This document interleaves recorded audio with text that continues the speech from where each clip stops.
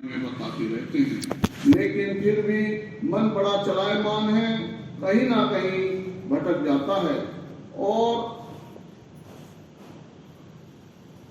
मन के अंदर काम, क्रोध, लोभ, मोह, अहंकार, आशा, तृष्णा, दुनिया भर का जंजाल भरा रहता है। कहीं ना कहीं सही रास्ते से भटककर गलत रास्ते पर पहुंच जाता है। समय समय पर सत्संगी भाई बहनों को सत्संग सुनना चाहिए। जो भी कुल मालिक की वाणी है उनको घर ले जाकर पढ़ना भी चाहिए, उन पर अमल भी करना चाहिए। अमल पर ही दखल होगा और तभी आगे का रास्ता सुगम और आसान बनेगा। राधा स्वामी दयाल की दयाल, राधा स्वामी सतगुरु। गुरु चरण गहो लो नाम समाल, सत्संग करो धरो अब ख्याल। गुरु चरण कहो लो नाम संभाल। अब इसमें गुरु की प्रशंसा की है और गुरुओं को अलग अलग मृत लोक में काम चलाने के लिए अपरा विद्या गुरुओं की भी जरूरत पड़ती है, क्योंकि सबसे पहले प्रथम गुरु माँ बाप, और माँ बाप के बाद में फिर बच्चा बड़ा होता है। स्कूल में जहाँ शिक्षा लेने जाता है वह भी गुरु की श्रेणी में आ जाते हैं। उसके बाद जब और बड़ा होता है तो उसे कहीं इंजीनियरिंग कॉलेज, कहीं वैज्ञानिक डिप्लोमा या मेडिकल लाइन या कहीं कोई बिजनेस कारोबार में लग जाता तो वहां भी उसे कुछ ना कुछ गुरु का सहारा लेना पड़ता है, जब भी आगे का रास्ता निकलता है। लेकिन ये जितने भी भवसागर इस मृत लोक में गुरु है, ये भवसागर को चलाने वाले, भवसागर को काम देखने वाले यही के पराविद्या गुरु हैं। इनकी भी जरूरत पड़ती है। लेकिन असली अगर हम इस भवसागर मृतलोक से छुटकारा पाए तो गुरु पराविद्या का खोजना जरूरी है। इसमें कहा है गुरु गुरु सब बड़े अपनी अपनी ठोर, जब गुरु अनहद मिले लगे ठिकाना ठोर। तो गुरु गुरु अपनी अपनी जगह सबका स्थान बड़ा है, लेकिन अनहद गुरु मिल जाए तो भवसागर से रास्ता मुक्ति का मिल जाता है। मुक्ति का रास्ता तभी मिलेगा गुरु के प्रति प्रेम, प्रति सच्ची निष्ठा, धैर्य, ये सारी चीजें गुरु के प्रति समर्पण होनी चाहिए, तभी आगे का सुगम रास्ता। तो छल कपट बेईमानी का व्यवहार रहा तो जीवन वृथा चला जाएगा और कहीं का भी नहीं रहेगा। 84 लाख योनियों में जहां से आदमी 84 लाख योनि काट के आया है वहीं उसकी आत्मा चली जाएगी। फिर उसे 84 लाख योनियों में तरह तरह के कर्मों के अनुसार उसको योनियां मिलती रहेंगी और दंड का अधिकारी बन बैठेगा। जिस तरह से हमारे राम कृष्ण हमारे अवतार पैगंबर इस मृत लोक में आए, अपनी अपनी लीलाएं दिखाकर अपने अपने लोकों में समा गए, जिसका कि गुरु जब अनहद के मिल जाते हैं तो वो रास्ता सुगम और आसान बना देते हैं।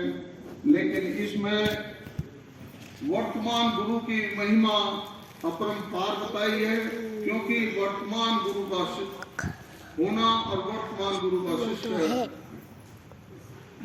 होना बहुत जरूरी है, तभी काम बनेगा, बिना इसके काम नहीं बनेगा। जैसा कि गुरु महाराज कहते हैं कि मान लीजिए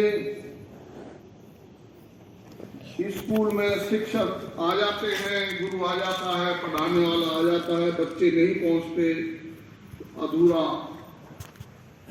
रह जाता है बच्चों का अनुसार में। इसी तरह से जब बच्चे आ जाते हैं, गुरु पढ़ाने वाला शिक्षक नहीं आता, तो वहां भी काम नहीं बनता। इसलिए वक्त का गुरु, वक्त का शिक्षक की हमेशा बड़ाई और उपासना उसको रखनी चाहिए, क्योंकि समय समय पर देखने में ऐसा आ रहा है कि हम समाज जो रूढ़िवादी परंपराओं में दिन प्रतिदिन बह रहे हैं और अपने सिद्धांतवाद से हट रहे हैं। जो विज्ञान की कसौटी पे प्रमाणिकता के साथ कोई बात खरी उतरती हो, उसे मान लेना चाहिए, उसमें विवाद नहीं होना चाहिए। क्योंकि कुछ चीजें ऐसी हैं कि लकीर के फकीर हो जाते हैं, मानने के लिए तैयार नहीं होते और दुनिया भर का अहंकार की पोटली अपने सिर पर बांध लेते हैं, जिससे न तो सद्गुरु मिल पाते हैं और जीवन नरकगामी अपना खुद स्वयं बना लेते हैं। राधा स्वामी दयाल की दया, राधा स्वामी सद्गुरु। काम क्रोध संग मन पमाल, धर्म भुलाना कर मन नाल। काम क्रोध संग मन परमाल, भरम भुलाना कर मन नाल। हम अपने काम क्रोध के साथ मन को विचलित करके भरम जाते हैं, फिर उसके बाद कर्मों की बहुत लंबी